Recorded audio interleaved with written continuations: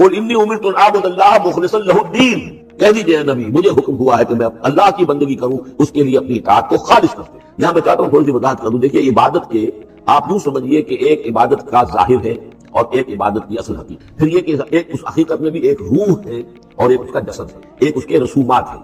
رسم کہتے ہیں کسی شے کی ظاہری شکل، عبادت کی رسم جس کو مراسم عبادت کہتے ہیں۔ یہ مراسم عبودیت کیا ہے؟ جس کی آپ عبادت کرتے ہیں، اس کے سامنے جھکتے ہیں، اس کے سامنے ادب کے ساتھ کھڑے رہتے ہیں، اس کے کچھ حمد کے ترانے گاتے ہیں، اس کے سامنے سجدہ کرتے ہیں، ان کو ہم کہیں گے مراسم عبودیت۔ رسم کہتے ہیں کسی چیز کی ظاہری شکل، یہ حروف ہے اور یہ رسم جو ہے رسم الخط، اسی طرح یہ قرآن اور یہ اس کا رسم عثمانی ہے، اس کا لکھا ہوا جانا جیسے کہ یہ رسم ظاہر ہے۔ تو ایک تو یہ چیزیں ہیں عبادت جسے دنیا میں سمجھا جاتا ہے عبادت، یہ مراسم عبودیت۔ اصل عبادت جو ہے اس کا بھی ایک جسد ہے اور ایک روح ہے۔ جسد کیا ہے؟ اطاعت، جس کی عبادت ہے کلی اطاعت، ہم اطاعت، ہم وقت اطاعت، غلامی، عبد کے معنی غلام۔ یہ دو دفعہ ہم پڑھ چکے ہیں کہ فرعون نے کہا تھا بنی اسرائیل کے بارے میں قومہما لنا عابدون، یہ جو ہارون اور موسیٰ کی قوم ہے وہ تو ہماری غلام قوم ہے۔ اور ظاہر بات ہے وہ پرستش نہیں کرتے تھے، وہ قبطیوں کو پوجتے نہیں تھے، وہ ان کی نماز نہیں پڑھتے تھے، وہ ان کو سجدہ نہیں کرتے تھے معاذ اللہ، لیکن غلامی جو ہے اصل شے، اطاعت یہ تو اصل جسم ہے، اصل عبادت کا جو ہے جسم جسد جو ہے وہ ہے اطاعت۔ لیکن جو چیز اس اطاعت کو غلامی سے آگے بڑھ کر عبادت بنا دیتی ہے وہ اس کی روح ہے، روح محبت۔ جس ہستی کی اطاعت محبت کے ساتھ کی جائے گی وہ عبادت ہے۔ ایک جبرن اطاعت کی جا رہی ہے۔ اب جیسے کہ انگریز کی ہم اطاعت کرنے پر مجبور تھے، ہم اطاعت کر رہے تھے، عبادت نہیں کر رہے لیکن اطاعت کر رہے ہیں۔ لیکن کسی کی محبت کے سجدے سے سرشار ہو کر اطاعت کی جائے گی تو وہ عبادت ہے۔ تو اللہ کی عبادت کے لیے جو بھی ڈیفینیشن اس کی امام ابن تیمیہ اور حافظ ابن قیم استاد اور شاگرد دونوں کی ہے وہ یہ ہے کہ اس کے دو اجزاء ہیں، العبادت تجمع اصلین، غایت الحب مع غایت الذل والخضوع۔ یہ دو چیزوں کو جمع کرنے سے اللہ کی عبادت جو ہے وجود میں آتی ہے، حد درجے کی محبت اللہ کے ساتھ اور حد درجے میں اللہ کے سامنے اپنے آپ کو بچھا دینا، مطیع اور منقاد۔ اچھا یہ تو ہے اصل عبادت، لیکن اس کے لیے جو رسم ہے وہ کیا ہے؟ کبھی کبھی کھڑے ہو کر کبھی سلیوٹ کر لینا ہے، کبھی ہاتھ جوڑ دینا ہے۔ اب ہندوؤں کے ہاتھ جوڑنا ہے، یہ ان کی ہاتھ کی رسم ہے۔ قنوت ہے، ہمارے یہاں قنوت ہے، ادب کے ساتھ کھڑے ہونا، کہیں جھک جانا، رکوع کرنا، کہیں سجدہ کرنا، ہم کے ترانے جو ہے پڑھ رہے ہیں، تسبیح کر رہے ہیں، یہ اس کی مراسم عبودیت۔ عبادت اصل کیا ہے؟ اطاعت کلی، اللہ کی محبت سے سرشار۔ تو اس صورت کا جو عمود ہے وہ یہ ہے کہ اللہ کی عبادت کرو، اس کے لیے اپنی اطاعت کو خالص کرو۔ اطاعت میں آپ نے کسی اور کو شامل کر دیا، انڈیپینڈنٹ آف ہم، اللہ کی اطاعت سے آزاد مستقل بذات اطاعت، یہ شرک ہے اور وہ اطاعت اللہ کو قبول نہیں۔ وہ منہ پر دے مارے گا یہ مجھے 25% اطاعت نہیں چاہیے آپ کی، آپ لیجیے اپنے سر پاس رکھیے، مجھے تو چاہیے 100%۔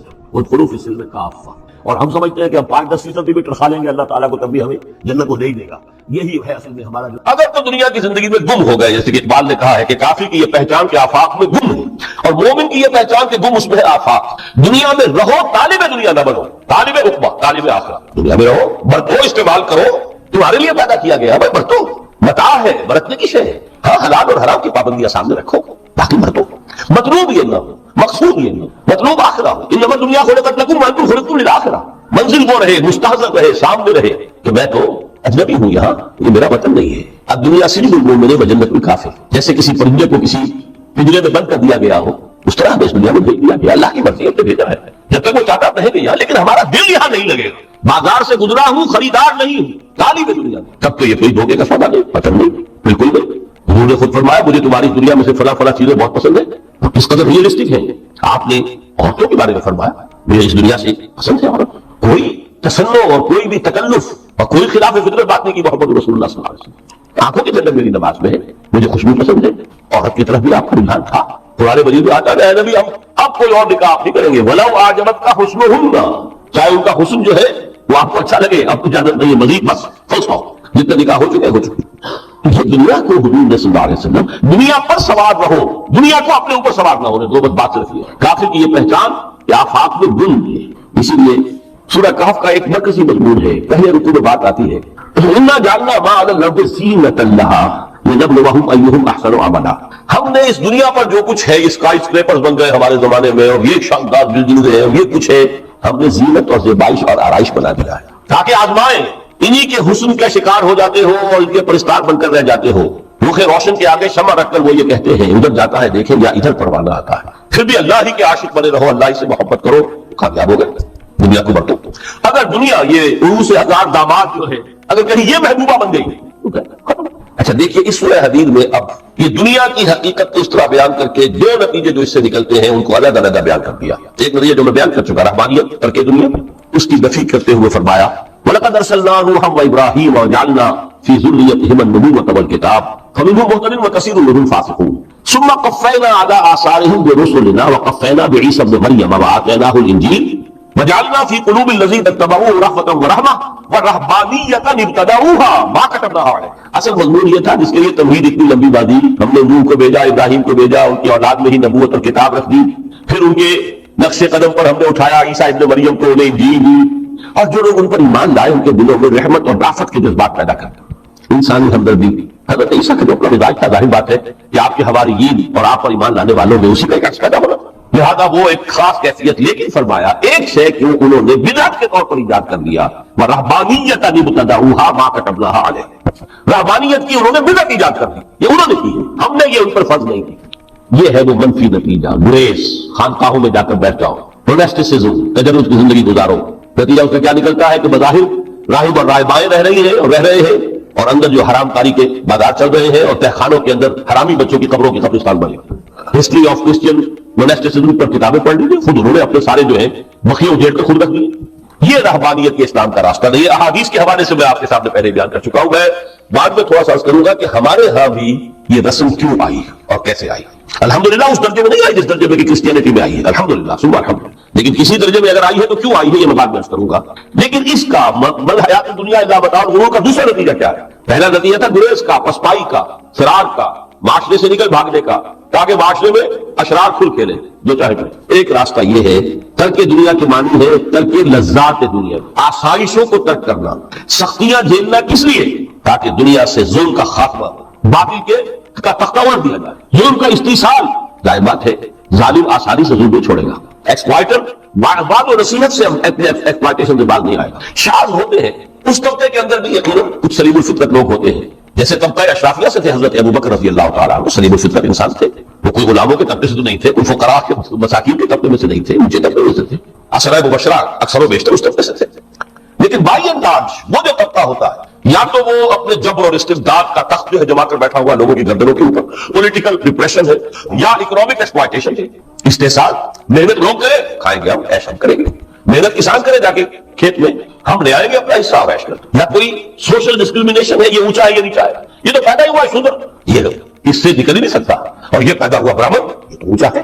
اس تینوں قسم کے ظلم، اس کا خاتمہ کرنا، اس کے لیے جدوجہد کی ضرورت، جہاد کی ضرورت، قتال کی ضرورت ہے، اور جہاد و قتال آپ نہیں کر سکتے جب تک کہ لذات دنیاوی سے کنارہ کشی نہ کریں، جب تک کہ اپنی بیلٹ کو ٹائٹ نہ کریں، جب تک کہ اپنی ضروریات زندگی کو کم نہ کریں۔ ضروریات زندگی کم کریں گے تو تفریغ الاوقات ہوگا، جو تبلیغی بھائیوں کی اصطلاح ہے، بہت اہم ہے، اپنے وقت کو فارغ کر سکیں گے۔ اس وقت کو فارغ کریں گے تو پھر وہ جدوجہد، وہ محنت، وہ جہاد، اس کے لیے آپ کے پاس وقت ہوگا، اس کو آپ لگا سکیں گے۔ پھر اس میں جب سخت سے سخت منزلیں آئیں گی تو اس میں میدان میں مقابلہ بھی ہوگا، جان کی بازی بھی کھیلنی پڑے گی، اس میں قید و بند کا وقت بھی آ سکتا ہے۔ 3 برس تک اگر محمد عربی صلی اللہ علیہ وسلم پورے خاندان بنی ہاشم کے ساتھ بدترین اسیری سمجھ لیجیے شیب بنی ہاشم میں جو رہے، یہاں تو اسیروں کو آپ راشن تو دیتے، کھانا تو دیتے، وہاں تو اصل جو ہے وہ تو دونوں طرف سے گھاٹی کا منہ بند کر دیا گیا تھا، اسیر تھی کہ کوئی شے جو ہے وہ جان نہ پائے۔ 3 برس، جس میں کہ وہ وقت بھی آیا ہے کہ سوکھے ہوئے تمڑے ابال کر ان کا پانی جو ہے بلکتے ہوئے بچے پھول جیسے بچے بنی ہاشم ان کی حلق میں ٹپکایا گیا ہے، اور کچھ تھے لوگ حکیم بن حزام جیسے رضی اللہ تعالیٰ عنہ، بعد میں ایمان بھی لے آئے۔ حضرت خدیجہ رضی اللہ تعالیٰ عنہ کے چونکہ وہ قریبی رشتہ دار تھے، وہ پہاڑ کو کراس کر کے چوٹی پر سے اتر کر کچھ کبھی کبھی کھانے پینے کی چیز پہنچا دیتے تھے۔ یہ سارے مراحل آئے، یہ جو ہے یہ مثبت ہے۔ ترک دنیا وہ نہیں، ترک دنیا سے مراد دنیا کی لذتوں سے، دنیا کی آسائشوں سے، ان سے آدمی اپنے آپ کو پیچھے ہٹائے، ان کو چھوڑے، ان کو ترک کرے، تاکہ اپنا وقت، اپنا مال، اپنی صلاحیتیں صرف کر سکے۔ کس کام کے لیے؟ اب اس کے لیے دیکھیے آیت نمبر 25 ہے یہ سورہ حدید کی۔ لقد ارسلنا رسلنا بالبینات، ہم نے اپنے رسولوں کو بھیجا واضح چیزوں کے ساتھ۔ بینہ وہ شے جو خود ظاہر ہے، آفتاب آمد، دلیل آفتاب۔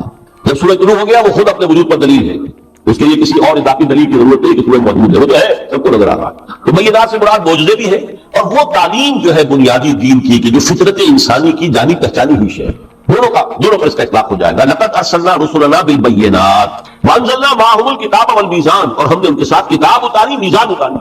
یہ سب کچھ کس لیے کیا؟ لیقوم الناس بالقسط، تاکہ لوگ عدل پر قائم ہوں۔ یہ ہے سول آبجیکٹو، یہ نہیں بھائی ہماری کتاب پڑھ لیا کرے، ختم قرآن ہو گیا، اللہ اللہ دعا مانگ لی، چھٹی۔ قائم کرو اس کو، وہ میزان عدل نصب کرو، ہر ایک کو وہی تل کر ملے جو اس کا حق ہے، اور ہر ایک سے وہ لیا جائے کہ جو اس کے ذمہ واجب ہے۔ اگر یہ نہیں تو بابا پہ سب کہانیاں ہیں، شریعت اور دین اور نماز اور روزہ اور حج، کوئی حیثیت۔ اچھی طرح سن لیجیے میری بات، قرآن مجید میں کہلوایا گیا حضور سے قل یا اہل الکتاب لستم علی شیء حتی تقیموا التوراۃ والانجیل وما انزل الیکم من ربکم، اے نبی ان سے کہہ دیجیے کتاب والے تمہاری کوئی حیثیت ہی نہیں، ہماری نگاہوں میں تمہارا کوئی مقام نہیں جب تک کہ تم قائم نہیں کرتے تورات کو اور انجیل کو جو کچھ نازل کیا گیا تمہاری طرف تمہارے رب کی طرف سے۔ قائم کرو، پھر آؤ ہم سے بات کرو، ہم سے دعا کرو، ورنہ دفاع ہو، nothing doing. You don't care for you. لستم علی شیء حتی تقیموا التوراۃ والانجیل وما انزل الیکم من ربکم۔ اب قانون خداوندی تو بدلتا نہیں ہے، نہ فرام پرسن ٹو پرسن، نہ فرام نیشن ٹو نیشن، نہ فرام امہ ٹو امہ، اٹل ہے۔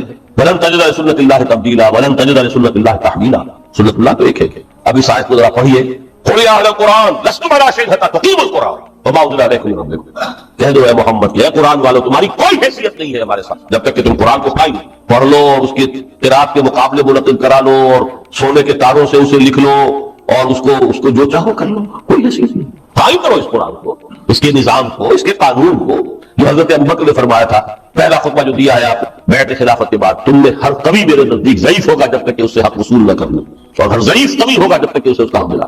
سورہ شورى میں حضور سے کہلوایا گیا، قل وامرت لأعدل بینکم، مجھے یہ حکم ہوا ہے کہ میں تمہارے مابین عدل قائم کروں، میں واعظ بن کر نہیں آیا، میں بدھ مت کے بھکشو بنانے کے لیے نہیں آیا تمہیں۔